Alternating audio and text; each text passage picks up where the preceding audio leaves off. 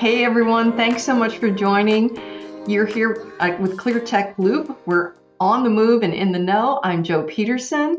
I'm the Vice President of Cloud and Security for Clarify 360 and the Chief Analyst at ClearTech Research. And we've got Mr. Dutch Schwartz, Vice President of Cloud Services and fractional CISO at SideChannel with us today. Hi, Dutch. Hey, Jo, good to see you. Thank you so much for joining. Happy to. Well, guys, in case you haven't joined us before, ClearTech Loop is a 10-minute hot take approach to podcasting. We're focused on cybersecurity, cloud security, and AI security. And in each weekly episode, we ask our guests 3 focused questions to quickly educate our listeners about the security landscape, both from a risk and opportunity standpoint. And our soundbite approach is meant to act as a moment in time look at business and technical conversations that are happening right now. So with that, want to mention that Dutch and I met on the Cloud Security Alliance, at the Cloud Security Alliance, I should say, on the CSA, CISO AI Safety Advisory Council. Say that 3 times fast. Let's say we need to buy a vowel. I mean, there's so many acronyms. Anna, can you get us a vowel? So Dutch has a pedigree of expertise in the cybersecurity space, and I'm proud to serve with him on this council.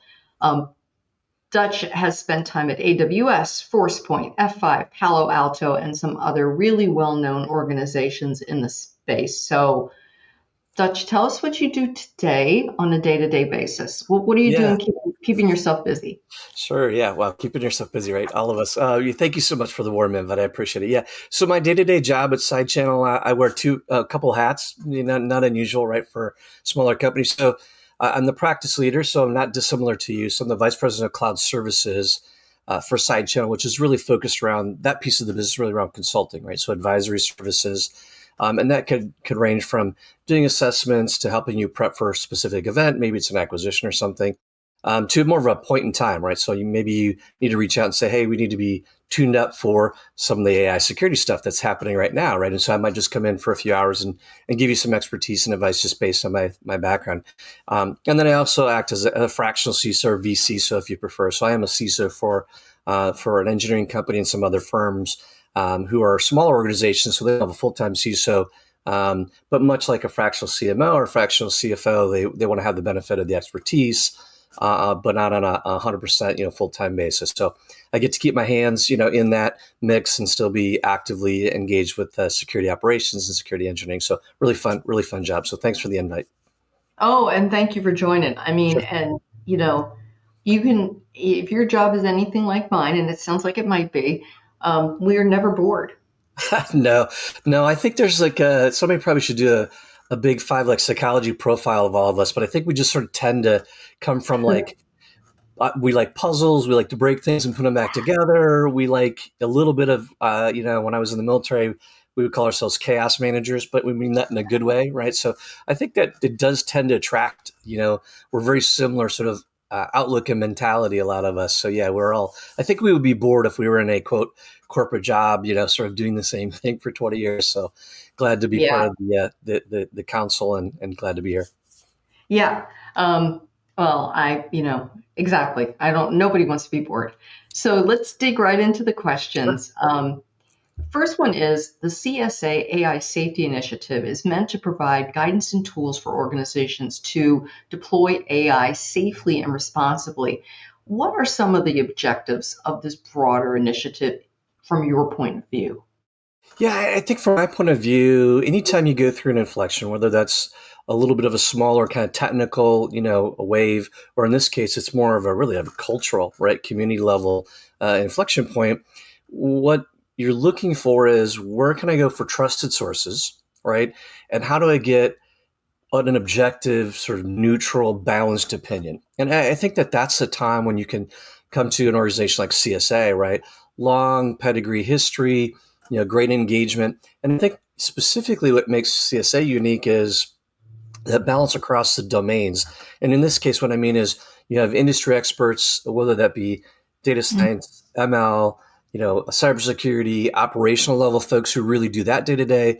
But you also have the executive presence, you have the government, and public sector engagement. So it's a really full level in terms of all those connection points. And that's, I think, the best way to get not like the median case, but the more centrist view of, okay, what is happening? Because if you're in one of those segments, let's say defense, military, industrial base, that might look a little bit different than if I'm in commercial retail, right? And so I think the benefit of CSA and the way that the working groups are done is that you get that balance right across the different teams.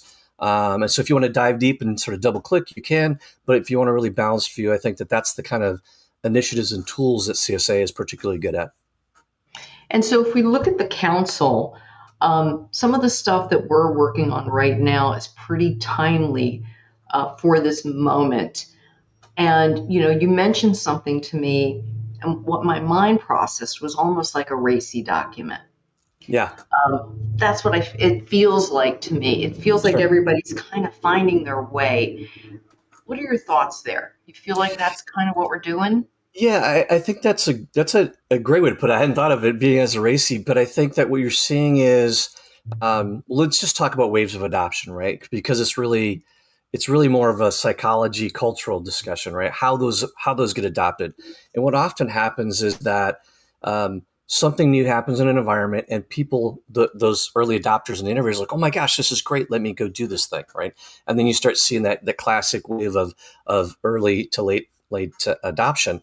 And when you get to that phase, what's happening is organizations will move forward very quickly, right, with great intentions, but maybe not all the bumpers are there that should have been. So, like, if you remember, like probably when you and I were kids, and you would go bowling, 3 times a year, we were terrible, and you didn't have those cool bumpers that they have nowadays to make sure that your ball. So I threw a lot of gutter balls when I was 12. I have to tell you, but today we have bumpers, right? And so it's sort of the same thing. So how do you let people move quickly, right? Because we don't want to take away the speed and scale completely, because then it ruins the momentum, right, of being able to move forward. But how do you do just enough so that we can all move forward? And I think that's the status of it today, where organizations, big and small, frankly, because I think there's a perception that I have to be a Fortune 100, Fortune 250 or something to be doing generative AI. That's just not the case. I mean, I see it being deployed across the board, because anytime, if I'm the leaders of the company, if I think I can delight my customers, move faster, create new innovation, I'm going to grab that, right? So what happens a lot of times then is, as you all know, is then the cybersecurity folks and the risk management folks are sort of racing behind. So if this was a switch analogies, if this was a parade, we're like racing after the animals.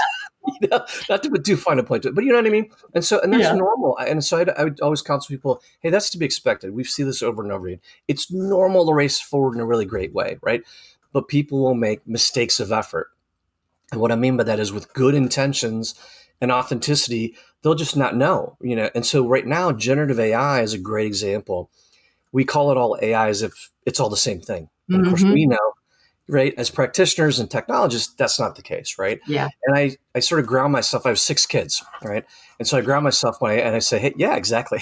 And I say, so when ChatGPT, as an example, was kind of hitting the level of everybody knew about it, I said, hey, when I say AI, what do you think? And everything that they listed was really machine learning. It was the algorithm, right, that streaming shows do.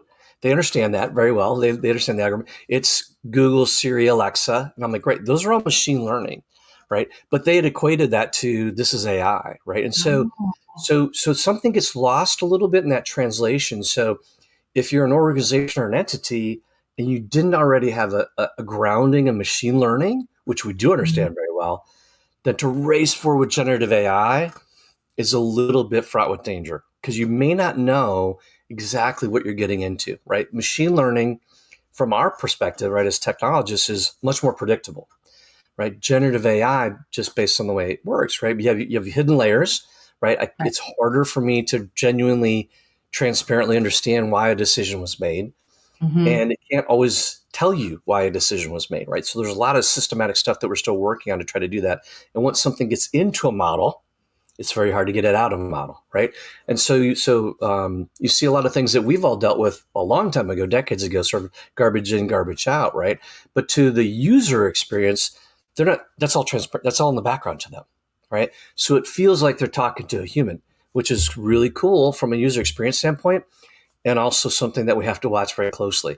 Because if I think I'm dealing with a human, I will anthropomorphize that and deal with it differently, right? And there's some cognitive biases that trigger when you do that. So we're at a stage where AI is math, it's data science, it's a little bit of psychology, or some decision tree learning, and it's our job to kind of meld those things together. So that's why I think a working group like the one that you and I are on is really helpful, because we can bring that perspective, right? And that's I see sort of what our role is to bring perspective to that. And, you're a busy guy, full-time job, you do volunteer work, Sure. and you've got 6 kids, which I did not know. 6 kids. So you give your time to this council. What is an output you'd really like to see from the team's work in the next 6 months? Yeah, I'd love to see us getting adoption around the controls matrix, right? Because I think that people need to have. So I think about things at 2 levels, right? So what do I need sort of at the ground level, that tactical, technical level? And I think having controls, because those are something that as a practitioner, people are familiar with, right? They're used to having frameworks, used to having controls. So I'd like to see some adoption there, right? Or more adoption there, so that we have a consistent language, right? To talk about. Even today, we sort of struggle with, is an AI agent the same thing as agentic AI? Yeah. Well, luckily now there's a white paper, right, that talks about that. But I mean, if you don't have that, then it's easy to misunderstand each other, right? So I'd love to see more adoption around some of the stuff that CSA has already put out, in particular, like the controls matrix. And then I'd like to see more great business use cases, right? Sort of anonymized for size and type, that then say, okay, I don't need like a 20-page document, but I need like a 2-page, right? I need like a little bit of a checklist primer, because what I'm seeing right now in organizations is, how do I get started? So the good news is, they're coming to CISOs, they're coming to risk managers, they're coming to technology folks and saying, hey, I've kind of learned from cloud and some of the other things that we've adopted. How do I make sure we do get started on the right foot? And I have seen that. That's actually really encouraging. So I'd love to see more real life, business use cases with some quick mappings, right? Like, hey, here's the 2 or 3 things you need to do. If you're going to use, I'll pick one, MCP, right? Model Context Protocol. Here are the 3 or 4 things you need to think about. Hey, as you start doing agentic AI, you really need to look at non-human identities and how you do IAM. Just stuff like that, I think, is what I would like to see, so that a year from now we're building out that more robust matrices and more kind of workflow. But I think right now what we need is sort of those Blue's Clues, right? We need just sort of the quick hits. Do you know what I mean? Of like, how do I get started? I know we're going to have to make changes. I know we're going to have to iterate and come back. But how do I at least go down a path that's recoverable versus, wow, I didn't know, and I made a really choices that are really hard to undo, later. So that's what I'd love to see. Yeah, it feels like, and that's great. And I agree with you. It feels like, we're learning to fly while the airplane's going, right? So there's that thing that's going on, but that makes it fun and exciting too. So well, I could talk to you for another 15 minutes. So this has been great. Thank you so much for giving me time today. Thank you, everyone that joined us. And Dutch, you'll have to come back and visit with us again. Happy to do that. Okay. All right. Cool.